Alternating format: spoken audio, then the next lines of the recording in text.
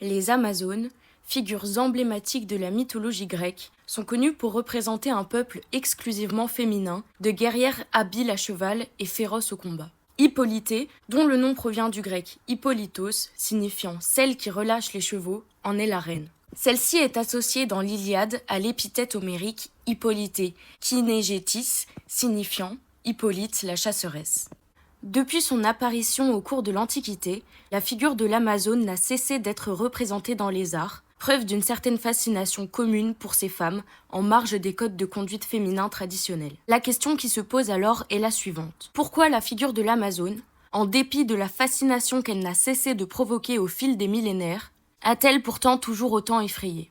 Il sera alors question de l'immense intérêt porté à son incroyable puissance, malgré la profonde crainte qu'elle suscite, et des liens existentiels qui unissent cette figure aux normes d'une société patriarcale. Lorsqu'on pense à la figure de l'Amazone, les 3 attributs qui ressortent à tous les coups sont la féminité, le contraire du patriarcat, la liberté. Non, c'est une fille libre. La puissance, Une femme forte, puissante. et la guerre. Une sorte de guerrière. En effet, des textes grecs aux blockbusters contemporains, toutes les représentations de l'Amazone mettent en évidence leur indéniable puissance.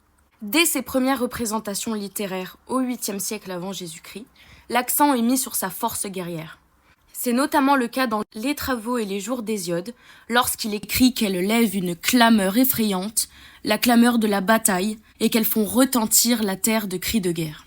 Homère va également les décrire dans le chant 3 de l'Iliade comme égalant les hommes en force et en courage. Ces incroyables capacités guerrières ont également été dépeintes dans de nombreuses autres représentations artistiques, telles que des céramiques, des mosaïques et des peintures de la Renaissance. L'époque contemporaine n'est pas en reste, puisqu'elle a vu naître la plus célèbre des héroïnes de comics, Wonder Woman, fille d'Hippolyté, la reine des Amazones. Les bandes dessinées et les films à grand budget s'en étant inspirés reflètent eux aussi cet ultime point commun aux Amazones que la puissance guerrière représente. En effet, la puissance ainsi que l'indépendance qui en découle sont des éléments inhérents à la figure de l'Amazone, à tel point que Wonder Woman est devenue une icône féministe, particulièrement relayée dans les premières vagues des suffragettes aux États-Unis, pour son symbole d'émancipation du joug des mâles. Pourtant, on en sait très peu sur elles, puisque leurs apparitions dans les célèbres textes grecs se résument aux scènes de combat. Les informations quant à leur mode de vie se limitent d'abord à une pratique de la guerre aux côtés des hommes. C'est par exemple le cas au 8e siècle avant Jésus-Christ, lorsque Hésiode rédige qu'elles ont pour l'habitude de vivre avec les hommes, mais elles prennent les armes. Ce sont 3 siècles plus tard qu'on en apprendra davantage sur leurs coutumes et leur mode de vie matriarcal, avec ce récit d'Hérodote, issu du livre 4 de son ouvrage Histoire. Elles ont pour coutume de se rendre une fois par an dans la tribu des hommes de Sigyn. Elles emportent avec elles des arcs et des autres armes. Elles allument un feu, puis sacrifient des animaux. Elles courent autour du feu en promettant de ne jamais se marier avec un homme. Et il leur arrive même de se couper le sein droit afin de pouvoir lancer plus facilement la lance. C'est ainsi la première fois que les rites des Amazones sont décrits de manière aussi précise dans la littérature grecque. En revanche, ces descriptions restent assez limitées. On ne mentionne pas les relations qu'elles avaient entre elles et les activités qu'elles pratiquaient en dehors de la guerre. Cependant, des millénaires plus tard, on en apprendra davantage avec la série télévisée Wonder Woman, parue en 1974. À l'exception de cette vision contemporaine qui exclut la guerre, mais pas la force, l'identité de femme combattante demeure l'ultime définition des Amazones. Cependant, une femme combattante, ça met à mal le patriarcat, ça effraie les mâles dominants. Et même si la puissance des Amazones est tout à fait admise dans la culture grecque, cette capacité guerrière a pourtant ses limites. Par exemple, dans la guerre de Troie, les Amazones se voient terrassées par les Achéens, et même la plus puissante d'entre elles, Penthessilée, succombe à l'attaque du vaillant Achille. On peut également constater l'échec des Amazones dans ce qui les caractérise le plus, à savoir la guerre, dans le récit des 7 travaux d'Héraclès d'Apollodore. Lors de son 9e travail, Héraclès soupçonna une trahison de la part d'Hippolyte, qui lui avait promis sans aucune résistance sa précieuse ceinture, symbole de sa puissance guerrière. C'est alors qu'il tua Hippolyte, lui arracha la ceinture et, après avoir mis en déroute toutes les autres, il appareilla pour Troie. Tous ces exemples semblent démontrer le fait que les Amazones servent avant tout de faire valoir aux héros masculins, puisqu'elles apparaissent pour perdre face à eux, mais après s'être bien battues. Le mythe quant à la puissance guerrière inhérente aux Amazones appuie encore davantage la gloire de ces héros, qui triompheront quand même face à elles en toutes circonstances, même lorsque le combat n'est pas équilibré.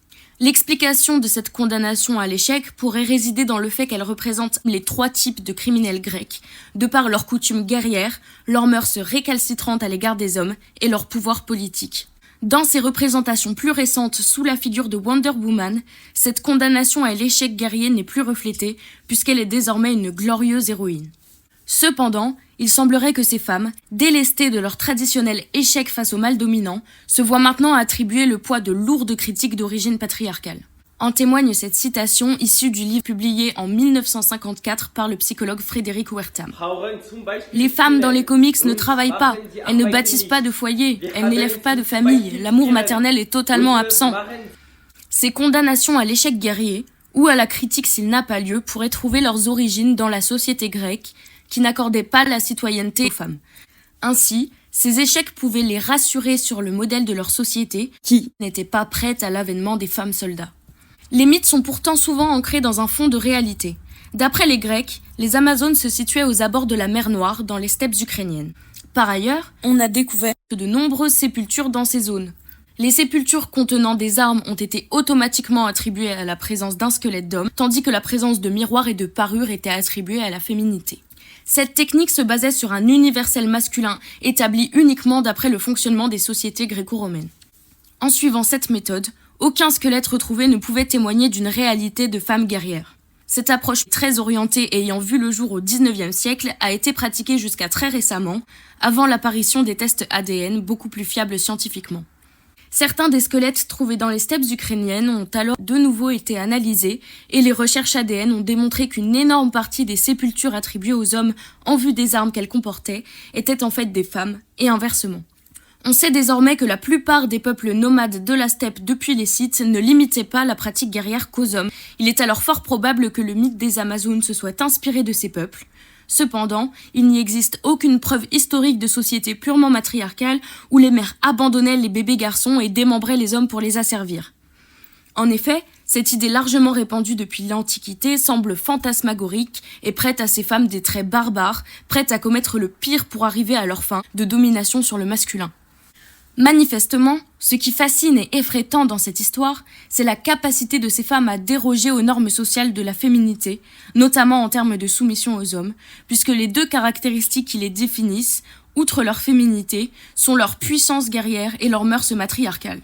Ces 2 éléments entrent directement en contradiction avec les normes genrées, et c'est là tout l'intérêt de la figure d'Amazone, qui va à l'encontre des règles édictées par la société. Les normes sociales attribuent aux femmes une faiblesse physique ne leur permettant pas de pouvoir pratiquer la guerre, tandis que les Amazones, armées d'arcs et montées sur leurs chevaux, n'hésitent pas à engager le combat contre des adversaires masculins. Depuis l'Antiquité, nous baignons dans une société patriarcale où femmes et hommes n'ont pas les mêmes obligations morales, notamment en termes de maternité, lorsque les Amazones abandonnent ou tuent leurs bébés garçons.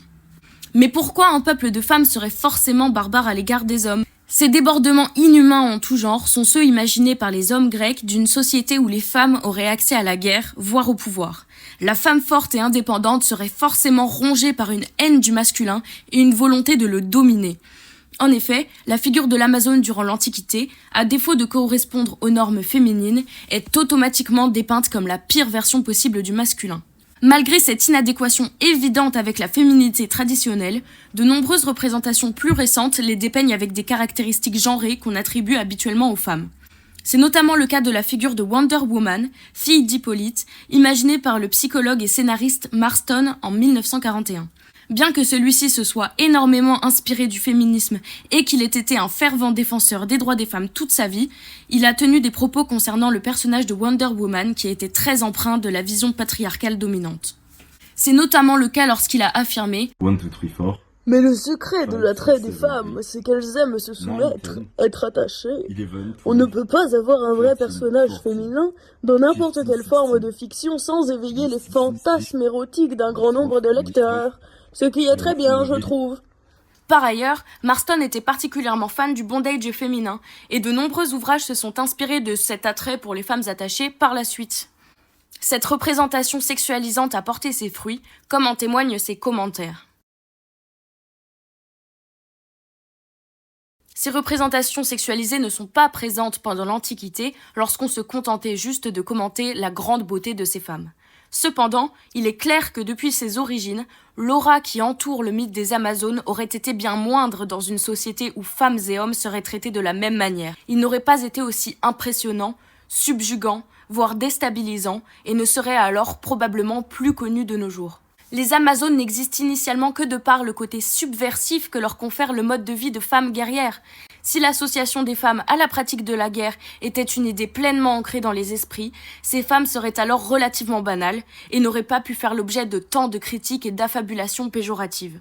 Cependant, cette aura particulière dont bénéficient les Amazones nous a également ouvert à un tas de représentations artistiques depuis l'Antiquité qui ont traversé les époques.